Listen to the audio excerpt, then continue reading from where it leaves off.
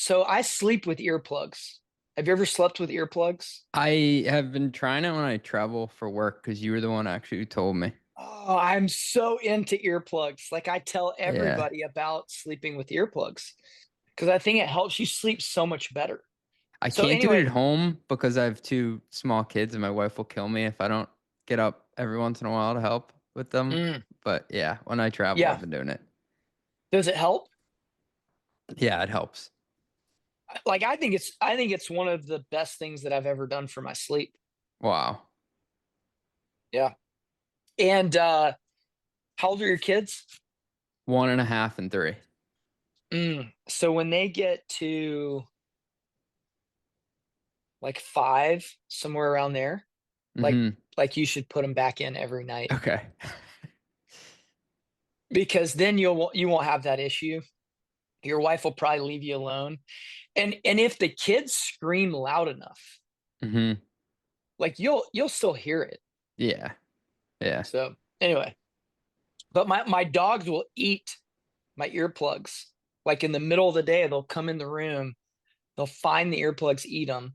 So I'm always worried they're gonna eat my earbuds. Yeah. Yeah. But well, sweet man. When we were talking, texting about your race and just talking a few minutes ago before we started recording, I can always kind of tell when it's going to be a fun conversation. Yeah, you knew it going into the race. You said, I think we got something special here. I was like, I hope he's right. I don't know. Dude, I mean, you had too many workouts that were like 5:30 pace or better Yeah. for interval type stuff. And then your half marathon was just over 6-minute pace, right? Yeah. Yep. And so, yeah, I knew 540s right around there was going to be right where you were at. But yeah, what was the so how much faster did you run for your 10K this year than you did last year and the year before? Tell me the progression of your Yeah. 10K. Yeah, so the year 3 years before was my first 10K. Now I did it with a jog stroller, which was interesting. I somehow came in fifth overall, but I ran 38:20, and then I came back the next year, did it. I did like a probably 6 week, 7 week training block on my own. Wasn't working with you yet, and I was really disappointed. I wrote it down. Ouch. Okay. I ran 37:38. And I remember just being like so pissed when I finished. And I also like was just lying there on the pavement, just spent and Roasted. just totally cooked. And then this year we ran 35:25. So it was a minute. Wow, it was over 2 minutes better year over year. That's awesome. Yeah. Well, and I think one of the things that is interesting to me about your progression is that um you are not someone that started running 5 days a week or even 6 days a week. And I think that people miss that a lot with their training. Like they think they gotta get 7 days a week in to run really well. And when we first started together, yeah, and this was your suggestion. I guess it was maybe work related and just life related and past injury related to run 2 days, take a day off. And I was like, dude, I'm all for that. You can run amazing doing that. Yeah. For me, it was like my Achilles would always fall apart if I did too much in a week. Um, and like every day I basically have, and I did recently start a new chapter in my life where I'm working for myself finally, but like I basically was time blocked to like an hour, 10 minutes, including shower, because I got two young kids. I got like a stressful job, and I'm also trying to do stuff on the side to try to get that company off the ground that I was incubating. And we were able to like build up over it was probably like 8 months where we were doing 2 days on, 1 day off, 2 days on, 1 day off. To now we're doing 2 days on, 1 day off, 3 days on, 1 day off. And I hope that Yep. someday I can get to a point where I'm healthy enough and have a stable base and like I just know my body enough to be able to run 6 days a week. Like that would be awesome. You know, I think about that, and yes, that could be a good route.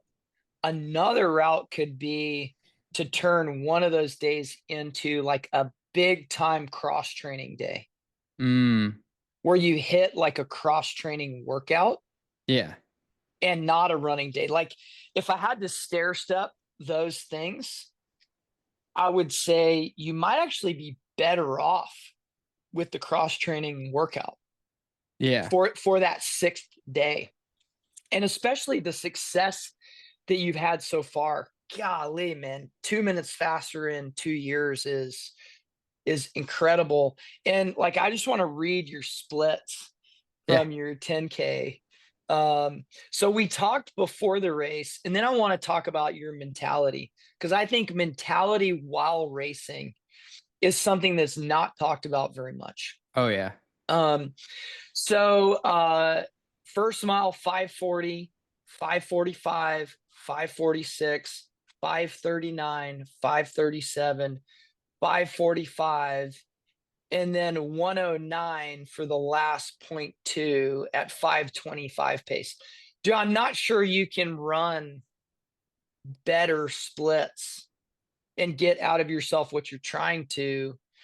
And also, like, how I know that is if you look at world records, Hmm. they're usually 51%, 49%. If you split up the time, 51% of the total time of the race is run in the first half, and 49% of the total time is run in the second half. So they're slightly negative split. Did I negative split that then? So I think, yes, yeah, you did. You I definitely did. did, without a doubt. Because look, 540, 545, 546 I didn't even think of that. are Yeah. the first three. 537, 539, 537, 545, 525. Like that is evidence of you were flirting right on that line of what you are capable of doing. Um, so yeah, I just want to hear like kind of walk me through the race and like mentally. We've talked a lot mentally. Like Oh yeah. I want to hear how that's impacted you and how you like processed because every race has a story. Like Yeah. every race has a great story. So tell me like the race story and mentally how you processed through that. So I wrote down a couple things on this because I was trying to go through mile by mile. Each one was kind of a chapter. And I remember you telling me before the race, listen, man, go out smooth and hold back a little bit for the first two. Don't don't go out in 5K pace because you get excited and you don't even realize. Like you look down, you're like, crap, I just split like 5:15 on that. Like what just happened? And so I went out and I felt like, wow, okay, I feel better than I thought I would this first half mile. And once I got going, I hit 540 on the dot, I think, like on that first mile. And I was like, cool. All right. I didn't like totally blow it up because in my head, I said, I want to stay above 540 the first 2 miles, but below 545, just like try to get in that range. Um, the second mile, that's when your body goes, oh, okay, this is going to be hard, isn't it? And it's not that I'm feeling like I can't do this. It's like there's like this shock to your body. Like, okay, this is the second mile. There are six of these. Okay.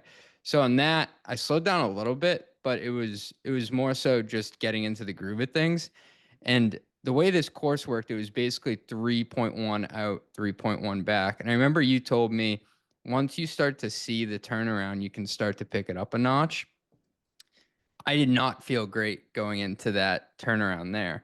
And this is where like the mental part comes into it. And I was scarred from the prior year. I absolutely just bonked on mile three.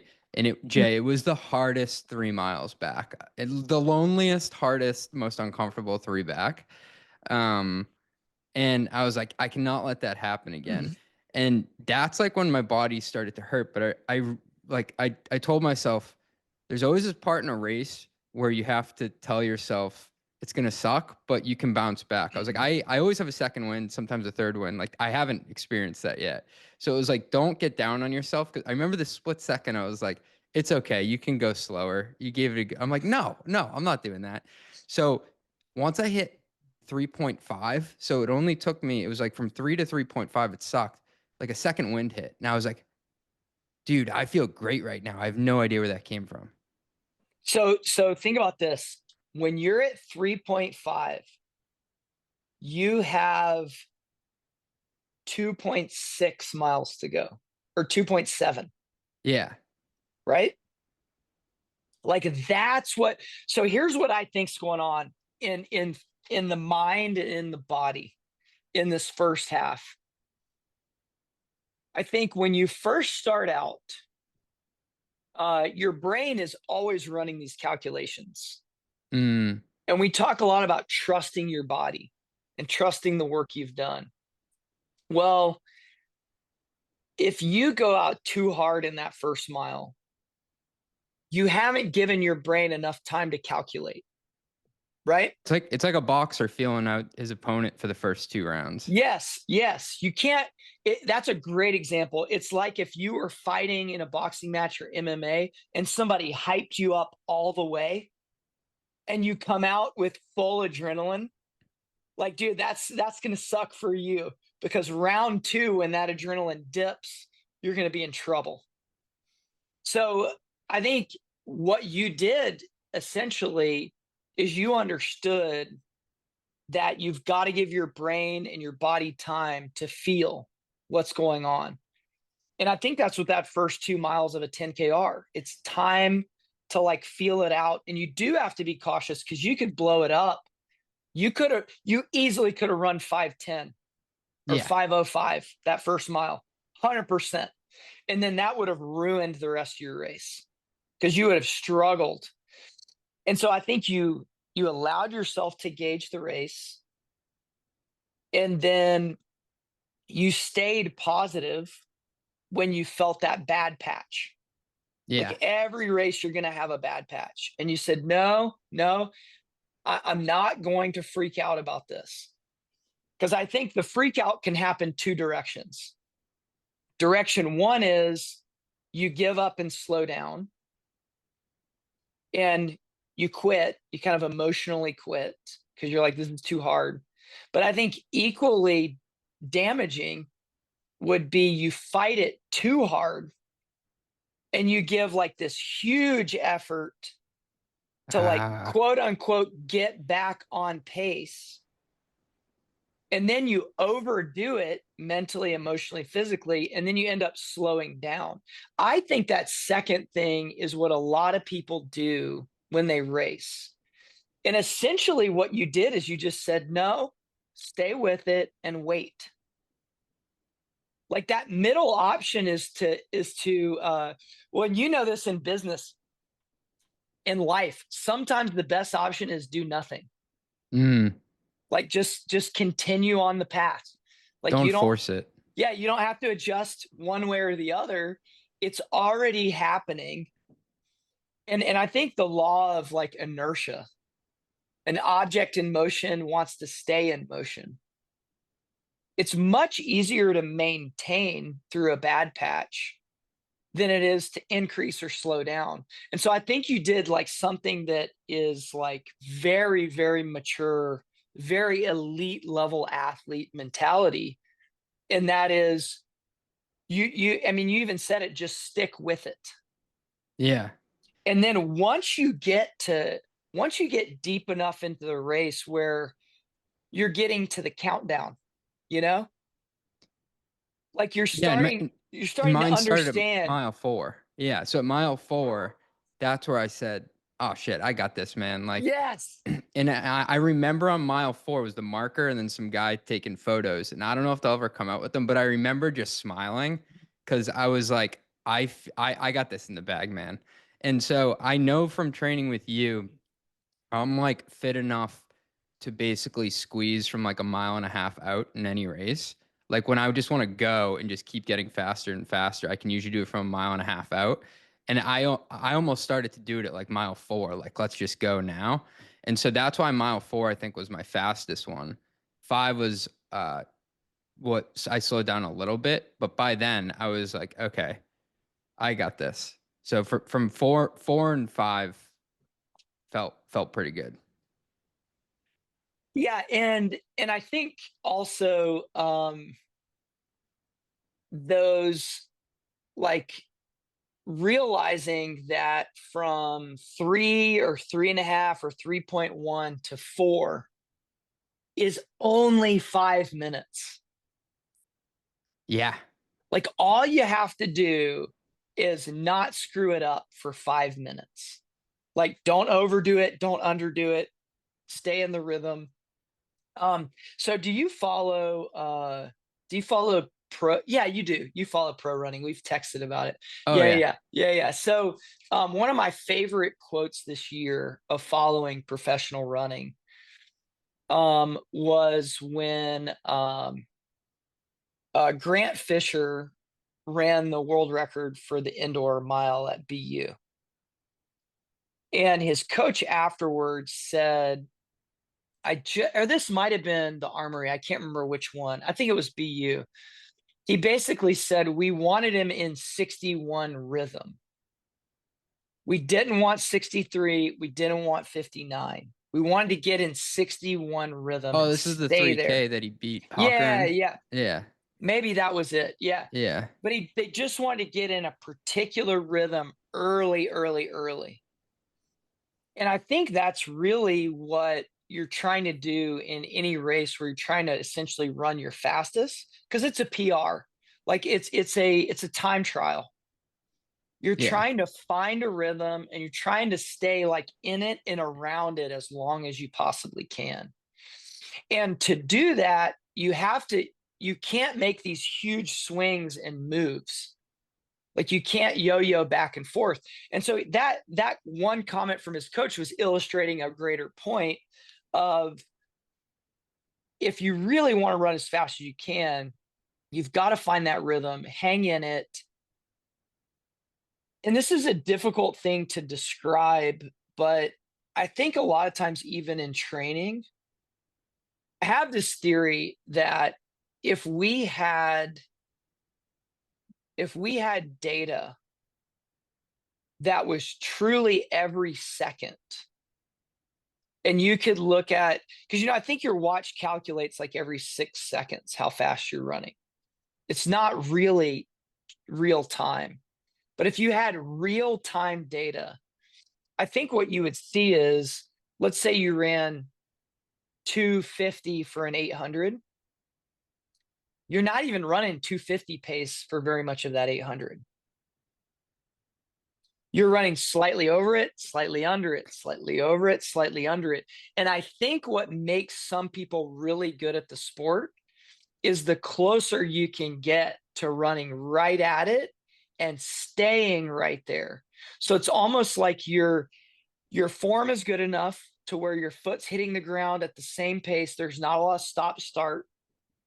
There's always some stop start because you change direction. Like the definition of changing direction, you have to stop at some point and change direction. Like when your foot's going forward and it's coming down, it has to stop in order to push backwards.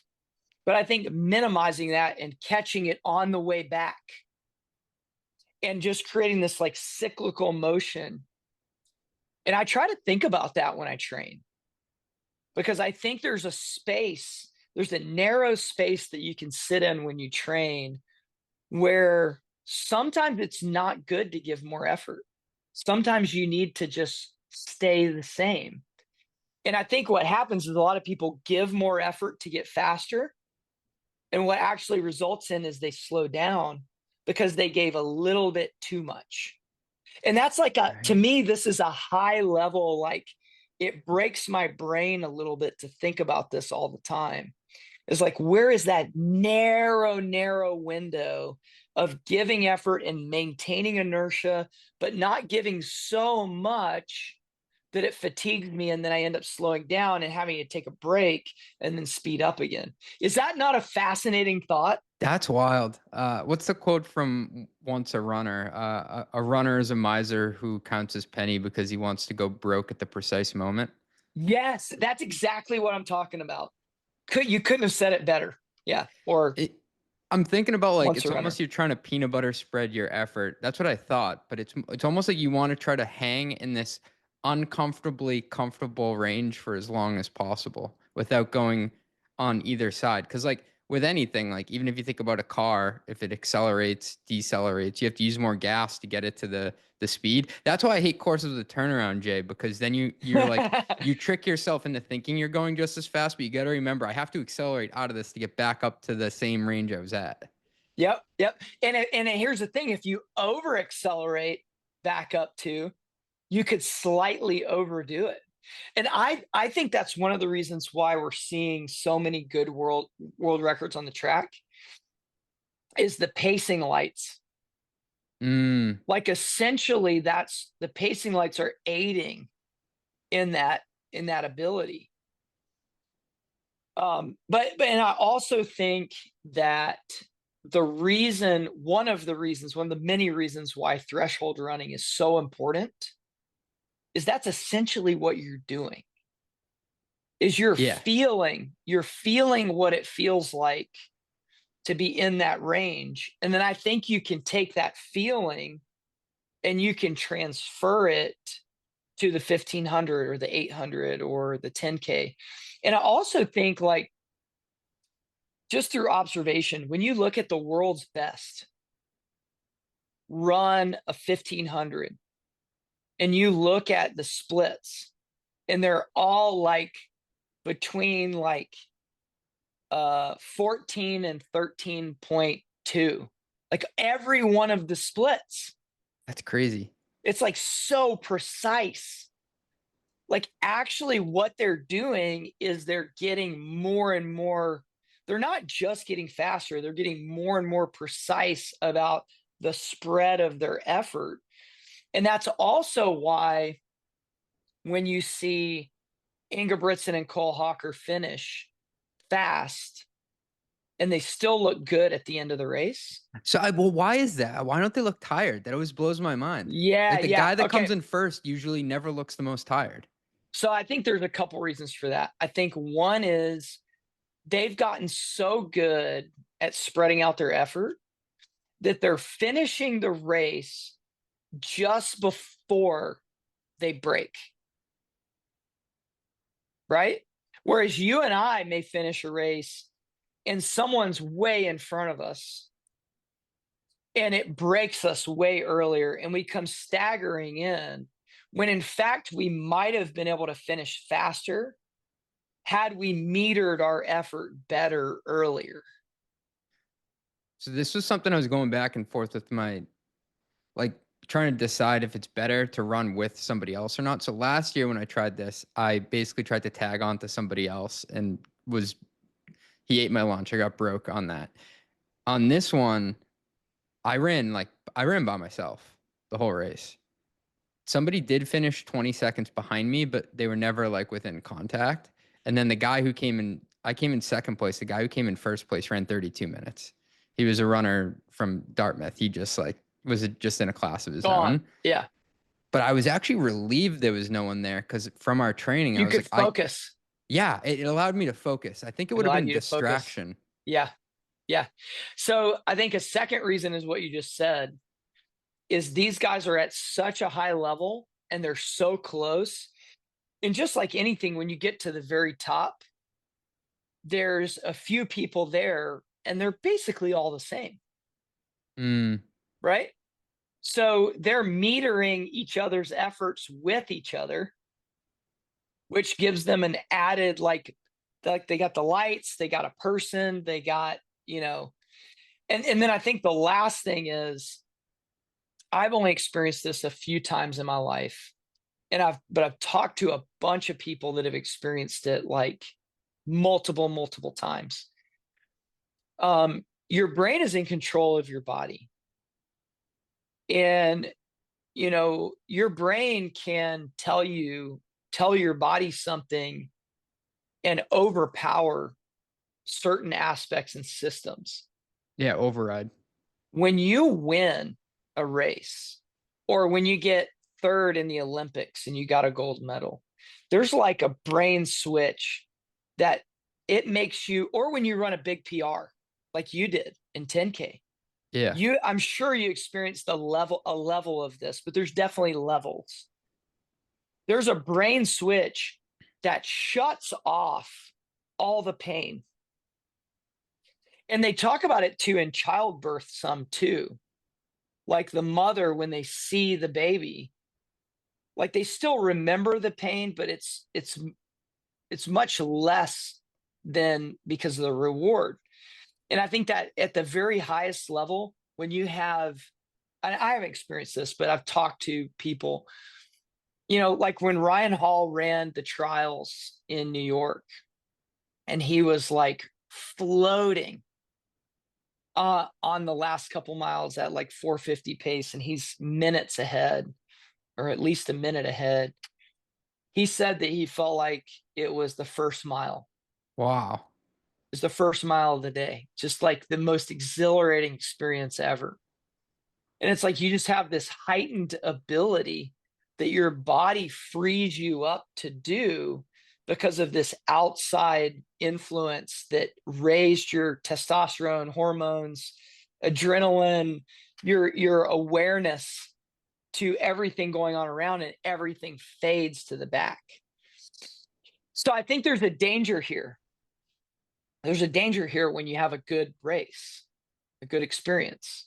The danger. A Really? danger, yes. And the danger is how many times when someone has an experience like that, when they finish and they say, I could have run 4 minutes faster. When in reality, you may have been really close to the limit of I what was you probably could on the do. brink, but it's Yeah. weird because I don't think about it that way. Yes. Because you had a wonderful experience. And what your brain is also doing is you have now this experience, this positive experience, you now have romanticized the entire race. And it's like everything was great. It And wasn't though. I wrote it down, but in my head it is. Like if I yeah, really investigate it. you've reframed it into like this wonderful thing, which is great. Now the danger is that you go into the next one and you totally thrash yourself because you want to run another minute PR, and then you finish that one and you're disappointed, or even worse, you run 5 seconds faster later this year and you're mad about it because Yeah. you felt like you could do so much better, right? Well, I was looking at the time and instantly I was like, I could do thir- better. 35-25. Can me and Jay break 35 next year? But like that extra 25 seconds, that's no joke. You absolutely can. I do totally believe you can. And I think setting high goals, oh, this is a great segue to our other conversation. I think setting high goals is a must. I think setting high goals fuels your training. Like it gets you out of bed and Yeah. it makes you work hard. But I also think when you put too much pressure on yourself, you can crush yourself under high goals. Yes. It's something you had said to me before the half I did where I ran a PR 119 flat. And previous I had done about a minute and a half slower than that. You had said like we don't care until the starting line or something like that. And it really helped me because I care way too much before Yep. and I end up like adrenaline dumping and I could have used Yes. that. Yes. So I've told this story before, but like this perspective comes from uh I was flying somewhere and I had a layover and I was sitting next to a guy in the airport with cauliflower ear. Mm, And when you're sitting next to somebody, like we were just in the terminal, that guy's a bad dude, right? yeah. Like those guys are the last ones you would ever mess with. And so I just struck up a conversation with him, and I was like, "Hey, man, I'm guessing you fight. What do you do?"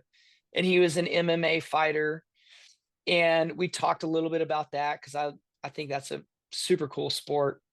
Um, and I asked him, he was retiring. He was an older guy for MMA. I think he was in his late 30s.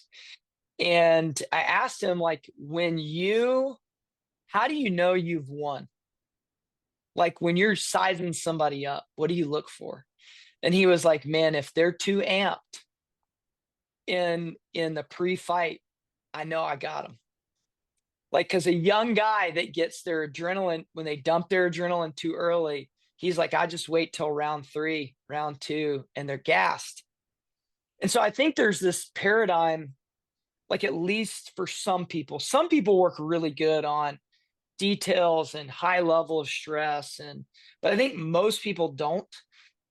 And so I think of it as a process. You set a huge goal, Hmm. and in training, you think about it, you let it run wild. Like you want to be the best in the world, and you're Elliot Kipchoge or you're Cole Hawker. When you're training, you're those guys. You're top of your game. And then I think when the race gets there and you spent 5 months getting ready for it, 3 or 4 days out, you try to stop thinking about it. You don't allow yourself to talk about time. You tell yourself none of this really matters. This is a silly sport. This is just Yeah. for fun. I'm just going to go out there and trust my body and do what I'm supposed to do. And I think you tell yourself that the day of. And I think when you're on the race line, you even go maybe more extreme, and you say, like, for you, hey, if I run 550 the first mile, I'm just going to be in that rhythm. I don't care.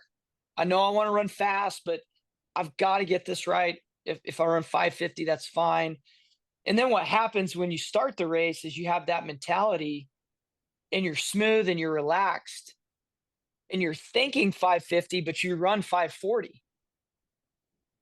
And then and then it starts to build. And then you're like, Yeah. holy cow, that felt like 550. And I ran 540. All right, cool. Stay in it. And then you get to 3 miles and you're like, no, I'm not giving up. I'm not backing down. Today's my day. I'm a killer today. No one beats me today. CJ is the best. Right. And then Yeah. you get to 2 miles to go and I can go a mile and a half out. I'm awesome. I feel good. I've got more. And you lie to yourself on the opposite end of the spectrum. And you're like the best in the world again. That's the best progression. Yeah, and so here's how I say it is all you're doing is you're using psychology and you're using self-talk to get your intensity to match the same intensity that the race demands. Because early on, the race doesn't demand any intensity. Like it doesn't take a lot for you to run 540. You can run that all day long, really easy for 1 mile. And so I think that's what you absolutely nailed. And I also think that's a good way for people to stay in the game longer. Like I think a lot of people quit running and quit competitive running because of anxiety with racing. Oh yeah. So I think that's a way you can stay in it longer is you let the beast come out when it's time for it to come out. Other than that, you just go about your business. And you see this at the highest level. Because if you look at interviews, if you interviewed Ingebrigtsen and Cole Hawker and what's the other guy, Brooks Beast? I forgot his name. Oh, Josh Kerr. Josh Kerr. If you interviewed the three of them and you said, hey, 2028, who's winning? All of them are going to say they're going to win in world record time, right? They're confident right now. If you ask them the day before, they all say, we're just going to go see. They won't answer the day before because they're getting ready to actually do it. And you can't be overconfident when it's time to actually do it. There has to be a level of humility. So if you ask a elite level runner on the start line, what are you going to do today? They'll all say, man, I'm just going to go out there and run. But if you ask Yeah. them 3 weeks before, you'll get a different answer. I like how you said, Jay, it's what the race demands at any given time because you're actually better suited to not care in the first couple miles because you're going to need that Care. adrenaline boost. You're going to need that beast to come out halfway through. Yes. Yes. Um, well, yeah, dude, you nailed it, man. I'm so proud of you for that effort and just Appreciate that. for the training too. Like I think you're hitting the good workouts, but you're also resting well. And I love your setup too, because it just gives, I think, a lot of people confidence that it doesn't have to be an every single day grind. You can take strategic days off and run really well and stay super healthy for a long time. I was going to ask you, like, what else do you think has helped your body just be healthy and not have injury issues? So before I got into doing all these road races, I used to do a lot of boxing, which I had to stop getting hit in the head. If you want to talk about like adrenaline dumping, that's like where my whole concept of it came from. Like the sleep the night before a fight was the worst. But I think like what's helped me is still working in some other stuff too, so you don't get bored of running. So like I'll still hit the bag. I'll still shadow box once a week. Like I'm not doing it 7 days a week. I mean, I used to do boxing stuff 5, 6 days a week. Now I just do it like once a week. And I'll also lift weights and like just trying more so to have fun with it. Because if I beat my head against a wall, just trying to do like only the 5K and I want to try to run every single day, like I know I'm not gonna have breakthroughs. I'm just gonna get frustrated. And if I do that, I'll put too much pressure on myself to PR. So also trying some other events too, which we've done together. Yeah. So I'm curious, like you said, boxing, like, did you actually fight? I had 7 amateur fights. Yeah, I did the You Golden Gloves did. twice. Yeah. Dude, how did it go? How'd you do? I was 5-2. I never got knocked down. I lost 2 split decisions. It was like really great for confidence building. I think just in anything. Like I walk into any meeting now, I'm like, this person's not gonna punch me in the face. Like it's not gonna be worse than that. Which is like a Yeah. very base level comparison. But even like running, it's gonna hurt, but nobody's gonna like hit me with like a liver shot, you know? Oh, dude, I'm just noticing what's behind you. Yeah, I got Muhammad Ali and then I got another sketch over there. So I'm still a huge boxing fan. That's awesome. So what did you feel like was the like deleterious effects of getting hit in the head? Did you experience any? Yeah, I definitely got a couple concussions. A lot of black eyes, bloody noses. It also just it's a harder thing to recover from. What people don't realize is it's actually the sparring that beats you up. It's not the actual fights. The actual fights are quick and like the ratio of fight rounds to sparring rounds, it's few and far between. It's like the constant just beating up your body and your joints and taking blows that beats you up. And I kind of compare that to trying to do if you were trying to go out there and do 5 track workouts in a week, like you'd be toast. Right. Right. So how many days of sparring? You mentioned a sparring to like competition hits ratio. How many days would you spar? There was one gym I worked out at, and he'd want us to spar like 3 days a week, which was too much. And then I eventually got it down to like 1.5 days a week at a different gym. But then the fights are only like every 3 or 4 months, you know? And those fights, amateur fights, are 3 2-minute rounds. But then you're in the gym and you're doing 8, 9, 10, 3 minute rounds a couple of days a week. It's like, damn, dude. Like you start to think about that. And you're also not sparring with people who are your exact weight class all the time. Like a lot of times I'd be Right. in there with a bigger dude. He's leaning on you. He's hitting you with punches that are a lot harder than somebody 165 pounds would normally hit you with. So it's It's an interesting experience. You learn a lot about yourself too, about like when you say you want to quit. Because what's interesting about boxing is like running, you get to pick your own pace of what you go. And it's like I'm always on offense, so I get to choose. Boxing, it's like you go, I go, you go, I go, I go, I go, I go. And so there's a different pattern to it. And so you can't pick the pace. It's like you either You're break down. responding to someone Yeah. else's. Yeah. Yeah. You can't So it's constantly more do like a 540 dance. pace. Yeah. It's more like a dance, like a push a pull type thing. Have you ever been in a scenario like out in the wild where somebody was like bowing up to you and you were like, dude, listen, you don't want to do this? Yeah, yeah, definitely a couple times. It's more just like a quiet confidence. And I'm not like Hulk Hogan or anything. I mean, I'm like 5'8", 165 pounds on a good day. But at the same time, you just know, like, I don't know. Yeah, There's a but way this can go. if you know how to handle yourself and you know how to box, if somebody was 180 and strong and they're an idiot, like you're gonna tear them up. Dude, I've got friends that are 132 pounds soaking wet that could beat up a friend that's 215 pounds Yeah, and lifts at Equinox every day. Like yeah, it would yeah, be yeah, yeah, no yeah. match. Yeah, yeah, Just not a completely chance. obliterate Yeah, them. Yeah. decimate. Well, that's what I find is like so funny sometimes about people that have confidence Yeah. and people that know what they're doing. They're the ones that don't want to fight. No, not at all. Like they don't want to fight you. They don't want to beat you up when it's easy. Yeah.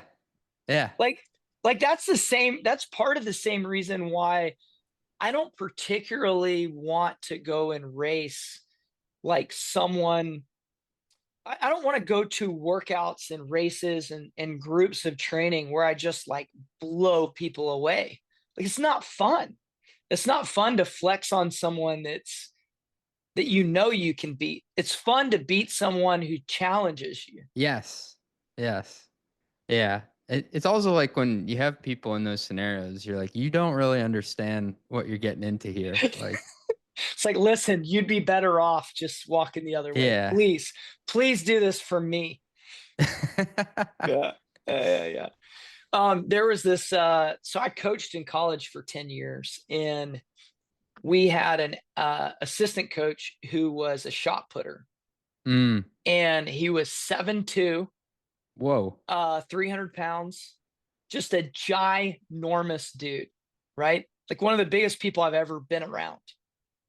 And one day I was picking on him, like just fun, just messing with him.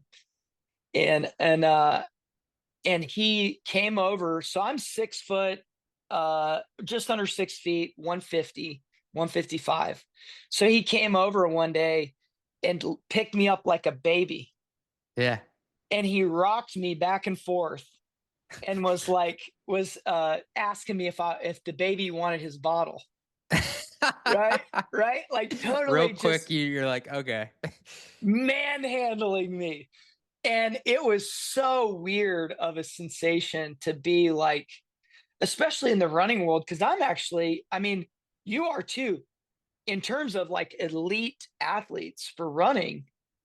Man, if you're 155, 160, you're a bigger runner compared to some of these like 120, 130, like super elites. And so it was just fascinating to feel like I'm like a big, strong person and then just totally get manhandled. Yeah. Yeah.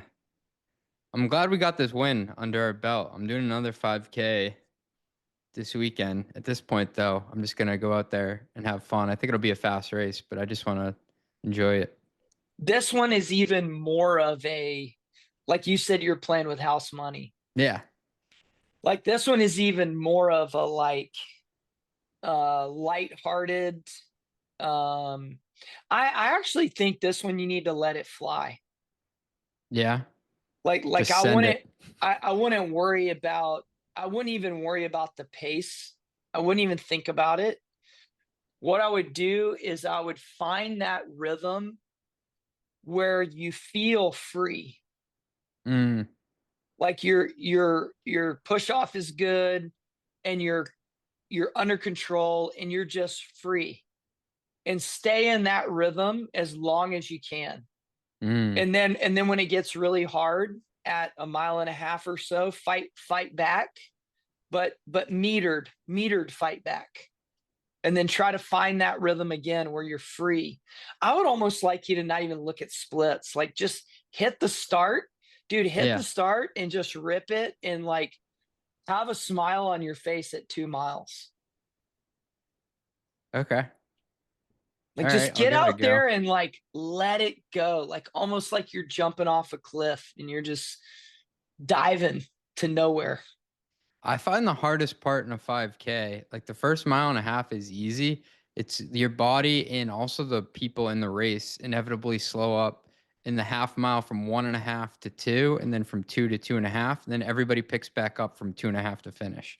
But like if you Yep. can stay in that range, I think you pass people.